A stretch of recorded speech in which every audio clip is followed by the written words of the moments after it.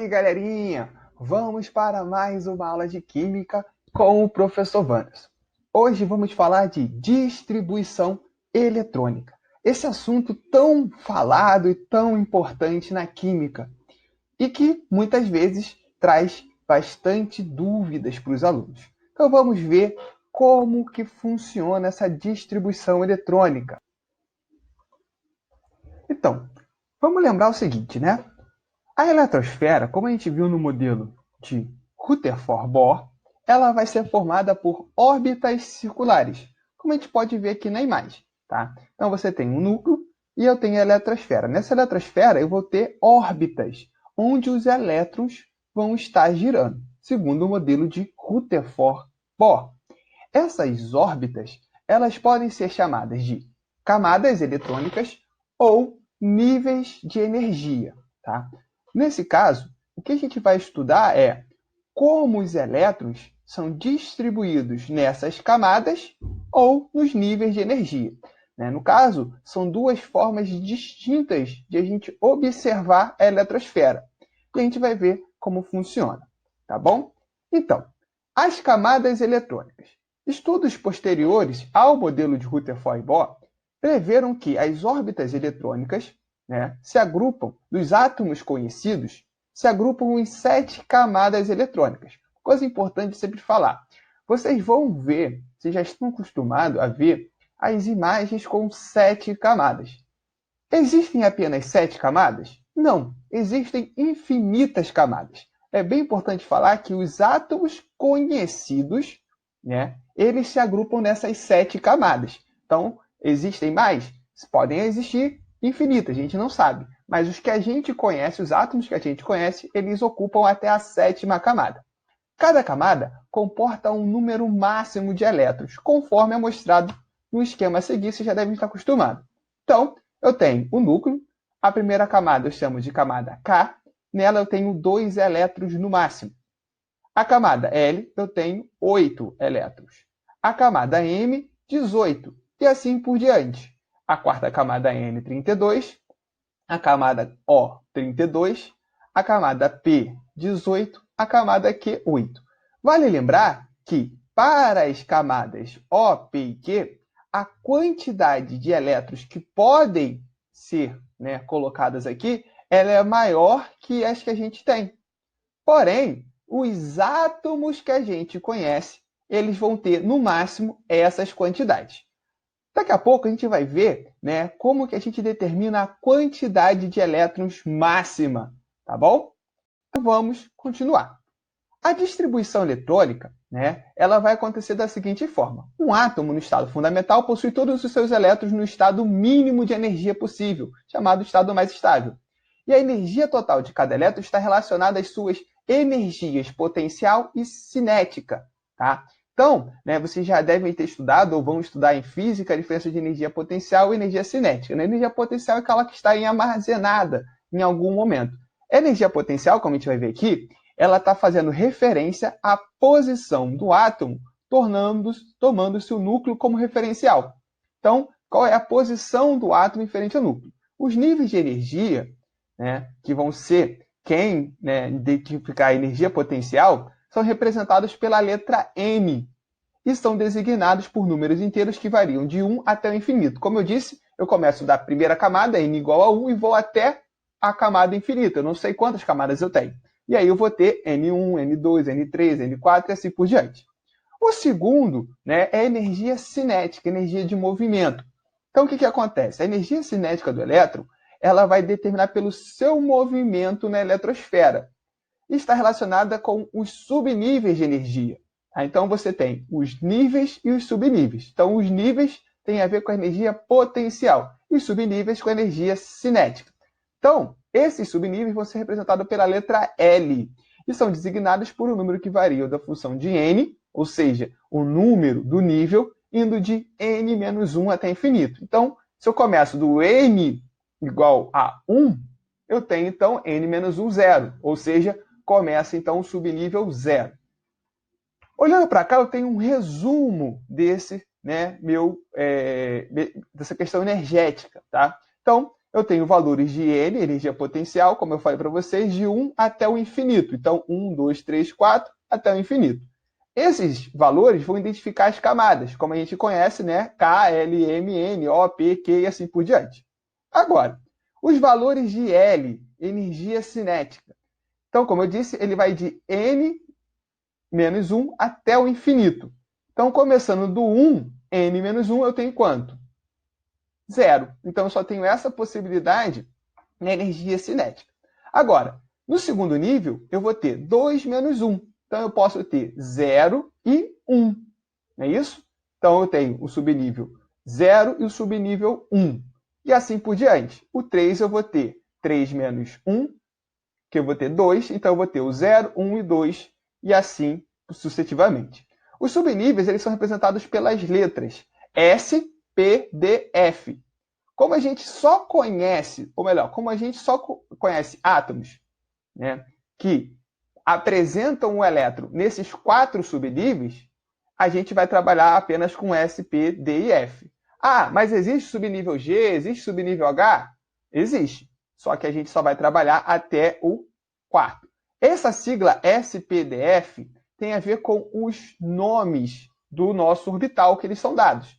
S tem a ver com Sharpie, que seria, né, o nome do subnível, né, primeiro subnível aqui, do valor 0. O subnível de valor de energia cinética 1, ele é o principal, né, do inglês, principal, P. O subnível 2 é o diffuse. E o subnível 3 é o fundamental, né? Então, Sharp, Principal, Diffuse e Fundamental. Então, da onde vem essas letras?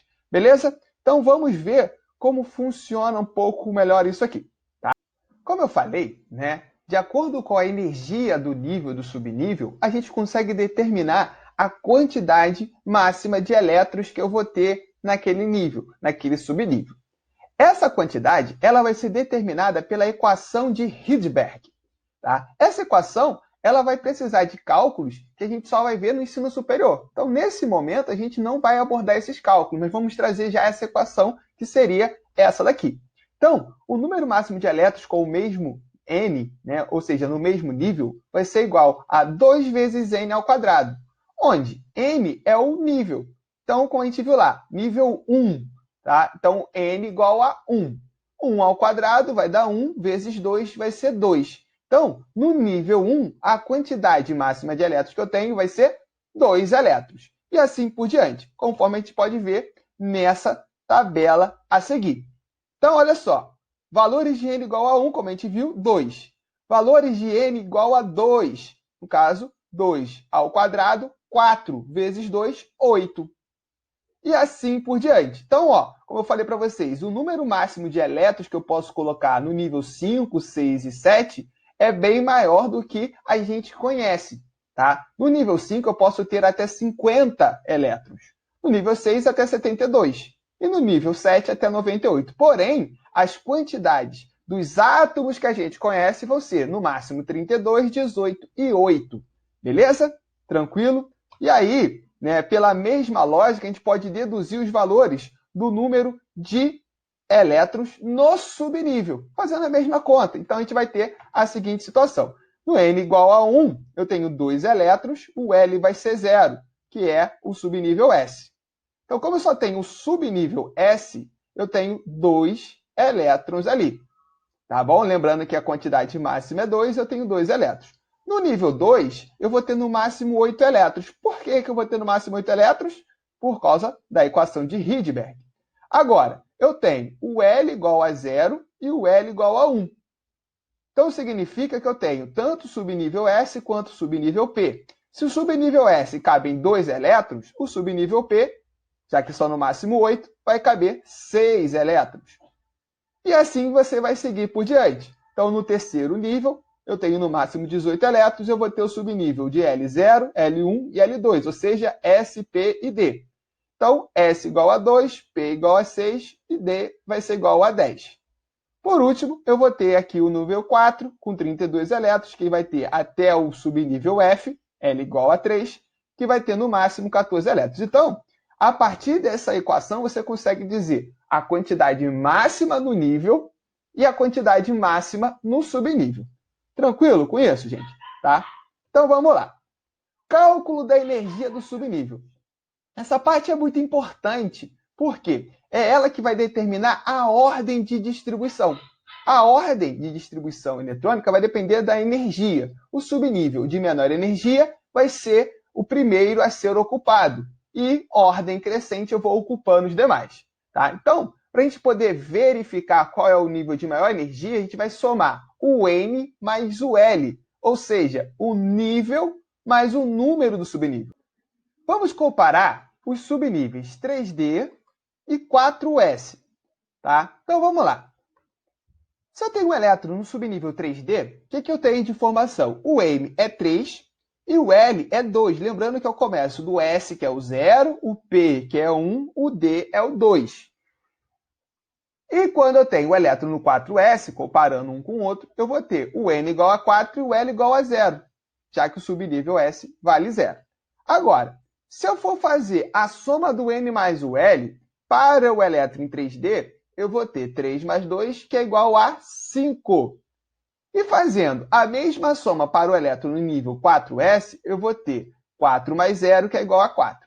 Então, perceba o seguinte, a soma, né, do N mais L no 3D é maior que a soma no 4S. Então, com isso, a gente conclui que o subnível 3D apresenta energia maior que o 4S. Portanto, na hora de distribuir, eu começo sempre do menor para o maior. Então, eu vou primeiro distribuir o 4S para depois distribuir no 3D. Comparando agora, né, dois subníveis que têm o mesmo N mais L, ou seja, a mesma soma, eu vou sempre escolher aquele que tem o maior N para ser o de maior energia. Então, como a gente pode ter aqui, ó, vamos analisar. Se eu tenho o subnível 5P e o subnível 6S, a soma dos dois vai dar quanto? 5 mais 1 igual a 6. 6 mais 0 também igual a 6. Nesse caso, eu vou verificar que o maior é sempre quem tem o maior N. Então, eu posso concluir que o subnível 6S apresenta energia maior que o subnível 5P. Então, da mesma forma que eu fiz em relação ao 3D e o 4S, eu vou primeiro distribuir no 5P para depois vir no 6S. Dessa forma, a gente consegue criar uma ordem para distribuir. Essa ordem vai ser dada de acordo com um diagrama de Pauling. Olha como vai funcionar. Calculando a energia de todos os subníveis, o aumento da energia é indicado pelas setas paralelas a partir da primeira diagonal. Como assim, professor? Vamos olhar o diagrama de Pauling, tá? O diagrama de Pauling coloca todos os subníveis de 1 a 7. Lembrando, como eu falei para vocês, todos os átomos vão ocupar todos os subníveis? Não, apenas, né, esses subníveis aqui. Então, como a gente viu, o subnível 1 tem um S2, o L vai ter 2S2, 2P6, o nível 2, e assim por diante. Então, a ordem vai ser nas retas paralelas das diagonais. Então, eu começo pelo 1S2, vou para a próxima diagonal, 2S2. Distribuir, vou para a próxima diagonal, 2P6, 3S2. Distribuir, 3P6. Como a gente viu, o subnível 3D tem maior energia que o subnível 4S. Então, aqui eu não vou do 3D para do 3P para o 3D. Eu vou do 3P para o de menor energia, que é o 4S. 3D, 4P, 5S. E assim por diante. Lembrando que esse 2 é o limite. Esse 2, esse 6, esse 10, esse 14. Então, é a quantidade máxima de elétrons que eu posso colocar. Tá bom? Então, né, como eu falei, né, esse aspecto aqui não é o aspecto de todos os subníveis. Ele vai ser para todos os átomos, todos os elementos que a gente conhece. Então, para todos os elementos que a gente conhece, a gente tem esse diagrama aqui. Beleza? Tranquilo? Então, gente, vamos ver agora como que eu vou fazer essa distribuição eletrônica. Para isso, vamos utilizar o exemplo de um átomo de ferro. Vamos lembrar que, num átomo, no estado fundamental, eu vou ter que o número de elétrons equivale ao número de prótons, que é exatamente o número atômico. Então, para o átomo de ferro que tem o Z igual a 26, eu vou ter que ele tem 26 elétrons. E para distribuir, o que eu vou fazer? Eu vou pegar esses 26 elétrons e vou começar a distribuir segundo o diagrama de Pauling, partindo do primeiro nível e primeiro subnível nas ordens da diagonal, como a gente pode ver aqui. Eu vou preenchendo até o limite de cada subnível e até completar os 26 elétrons, beleza? Então, vamos lá. Primeiro subnível é o 1s2, onde eu tenho 2 elétrons ali. Lembrando que eu tenho 26 elétrons, então eu coloquei 2. Aí eu vou colocar os próximos 2 elétrons no próximo subnível, que é o 2s2. Totalizando agora 4 elétrons distribuídos. E aí eu posso ir para o próximo, 2p. No P cabem 6 elétrons. Como eu tenho 26, eu só coloquei 4, vou colocar os 6, totalizando 10. Então, até aqui foram 10 elétrons. Passo para o próximo subnível, respeitando as diagonais, 3s2, 12 elétrons distribuídos. Vou para o próximo, 3p6, ou seja, 2 mais 6, 18 elétrons. Vou para o próximo subnível, que é o 4s2. E agora eu completo 20 elétrons distribuídos.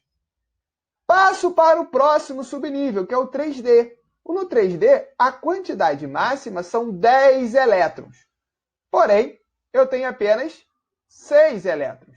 Nesse caso, eu vou distribuir, só colocar esses 6 elétrons. Eu não posso colocar mais porque o ferro só tem 26.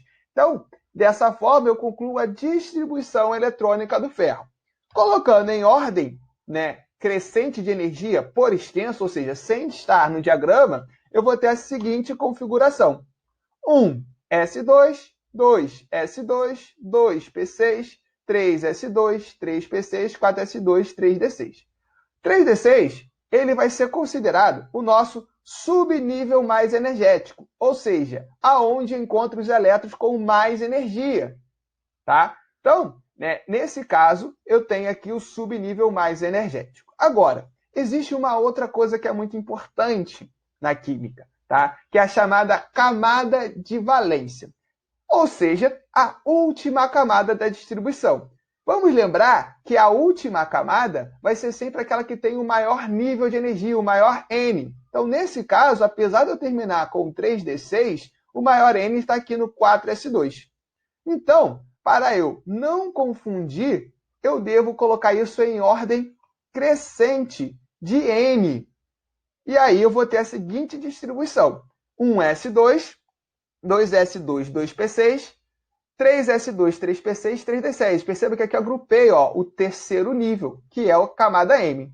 E deixei a última camada, 4s2, o N. Então, lembrando que em nível eu tenho K, L, M e N. O M vem primeiro que o N, tá bom? Então, dessa forma, eu percebo o seguinte. A última camada é a camada N, onde eu tenho um nível e subnível 4s2. Então, eu digo que a camada de valência, a última camada, é a que contém os elétrons mais externos, não os mais energéticos. Então, nesse caso, eu tenho que o átomo de ferro possui 2 elétrons de valência no nível 4, no estado fundamental. Ou seja, então, a camada de valência é 4, e nessa camada ele tem 2 elétrons. Isso aqui vai ser muito importante na hora de a gente ver como que o átomo de ferro vai fazer as suas ligações químicas. O exemplo agora vai ser o do bromo. O bromo tem número atômico 35. Como a gente viu, isso significa que ele vai ter 35 elétrons. E a distribuição vai ser utilizando o diagrama de Pauli, como a gente pode ver nessa imagem. Então, eu começo lá, assim como eu comecei com o ferro, a partir do 1s2, vou para o 2s2, distribuindo, respeitando os limites, 2p6, 3s2, 3p6, 4s2. Como a gente viu no ferro, até o 4s2 eu tenho 20 elétrons distribuídos. Isso significa que dos 35 restam 15 elétrons para serem colocados nos níveis e subníveis. Então, eu vou partir para o próximo subnível, que é o 3D, que cabe no máximo 10. Como ainda restam 15, eu vou colocar os 10 aqui. Completando esse subnível, eu parto para o próximo, que é o 4P. No 4P, o limite são 6 elétrons, mas me restam apenas 5, então eu vou colocar 4P5. De novo, colocando em ordem crescente de energia, eu vou ter a seguinte distribuição. 1s2, 2s2, 2p6, 3s2, 3p6, 4s2, 3d10, 4p5. Percebam que agora o subnível mais energético é o 4p5. Então, onde eu vou ter os elétrons com maior energia? Nesse caso, no 4p5. Então, gente, agora, qual vai ser a diferença? Tá? A diferença em relação ao átomo de ferro é que o subnível mais energético, nesse caso, ele vai fazer parte da camada de valência. Por quê? Porque a camada de valência é sempre aquela que tem o maior N. Então, no caso, o maior N é o 4. Então, 4p5 faz parte da camada de valência. Quando eu coloco em ordem de camada, o que eu vou ter aqui? Eu vou ter a camada K, um S2, ou seja, com 2 elétrons. A camada L, 2s2, 2p6, com 8 elétrons. A camada M, 3s2, 3p6, 3d10, com 18 elétrons. E a camada N, que é o 4s2, eu tenho que agrupar, com 4p5. 2 mais 5, 7. Então, no caso do bromo, eu vou verificar que a camada de valência é 4s2, 4p5, e ele no total tem 7 elétrons de valência no nível 4. Viu como é interessante? Tá? Isso, como eu falei para vocês, vai ser muito importante para a gente utilizar na hora de verificar a ligação química, porque a camada de valência ela vai ser fundamental para a gente estudar isso, tá bom? Agora, e se eu tiver um íon? Né? Lembrando que o íon é quando um átomo ganha ou perde elétrons. Quando ele perde elétrons, eu chamo ele de cátion. Quando ele ganha, eu chamo ele de ânion. Então, como que eu vou fazer a distribuição eletrônica de um íon? É muito simples, gente. Eu vou partir da distribuição eletrônica do átomo no estado fundamental. Por exemplo, eu pego o ferro e vou retirar ou colocar elétrons. Lembrando que sempre eu vou colocar ou retirar elétrons partindo da última camada, ou seja, da camada mais externa, tá bom? Então vamos olhar aqui o caso do ferro. O ferro ele tem dois tipos de íons, o ferro 2+, e o ferro 3+. Ou seja, no ferro 2+, ele perdeu 2 elétrons. Tá?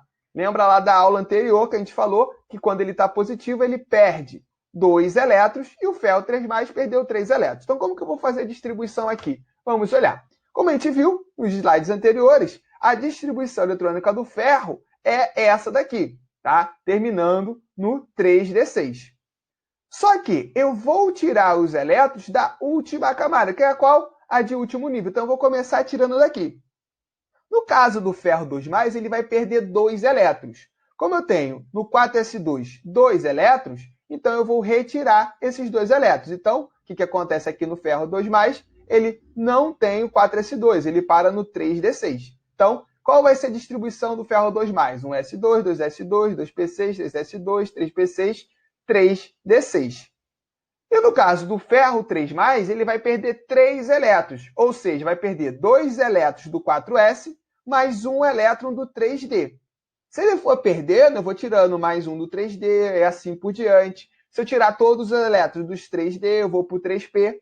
Mas lógico que isso não vai acontecer. No caso do ferro, só 3+. Dificilmente eu vou ter um átomo perdendo mais do que 7 elétrons. Dificilmente não, impossivelmente praticamente. Quase impossível ter isso aqui, tá bom? Então, o maior número de oxidação, a maior carga é mais 7. Tá? Então, seria no limite aqui de elétrons perdidos. Tudo bem?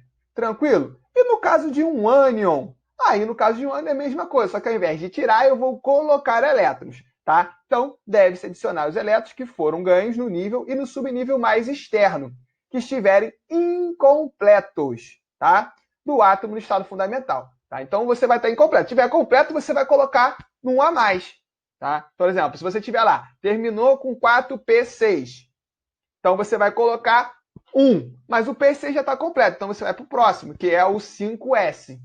Beleza? No caso do bromo, que a gente viu, ele vai formar o ânion, bromo 1-. Ou seja, ele vai ganhar um elétron. Menos ganha, mais perde, menos ganha. Então, a distribuição eletrônica vai ser a seguinte. Como a gente viu, a do bromo eu tinha 1s2, 2s2, 2p6, 3s2, 3p6, 4d10, 4s2, 4p5. O último nível, né, o nível mais externo e o subnível mais externo é o 4p5. Ele está incompleto porque no máximo são 6, então falta um elétron aqui. Ao ganhar um elétron, ele vai colocar esse elétron onde? Aqui, no 4p5. Então, a distribuição eletrônica dele vai terminar com 4p6. Beleza? Então, é muito simples, gente. A distribuição eletrônica dos íons ela vai partir da distribuição dos átomos, como a gente viu, e vai tirar ou colocar elétrons nessa distribuição. Beleza, gente? Então, essa foi a nossa aula de distribuição eletrônica. Esse assunto que é bastante importante, muito falado, a galera às vezes gosta, tem gente que não gosta, é uma dúvida, mas é um dos assuntos mais falados de química. Tá bom? Então, essa foi a nossa aula e até a próxima!